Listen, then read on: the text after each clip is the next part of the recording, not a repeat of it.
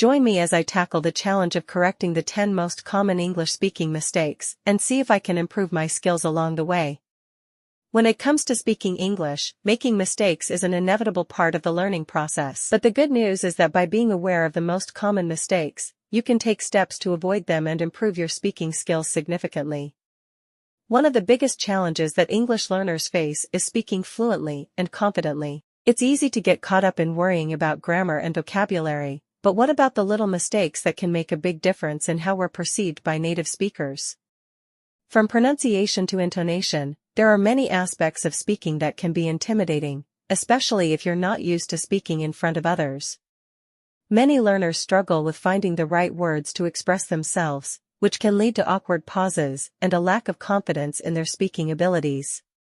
Additionally, the fear of making mistakes can be crippling, causing learners to freeze up and avoid speaking altogether.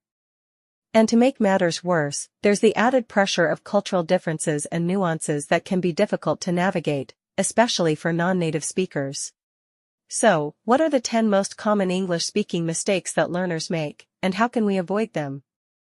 Well, let's dive in and find out. Using the incorrect verb tense is a common mistake that can completely change the meaning of a sentence. For example, saying "I go to the store yesterday" instead of "I went to the store yesterday" can be confusing and even awkward. Another mistake is using the wrong word order, which can make your sentences sound unnatural and awkward.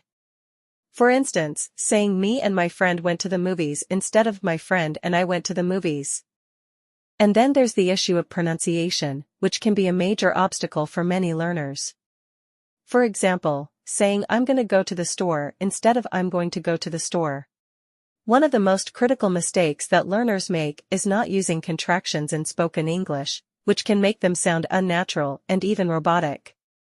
Out of all the mistakes that learners make, not using contractions is probably the most critical one. When you're speaking with native speakers, not using contractions can make you sound like you're reading from a script, rather than having a natural conversation.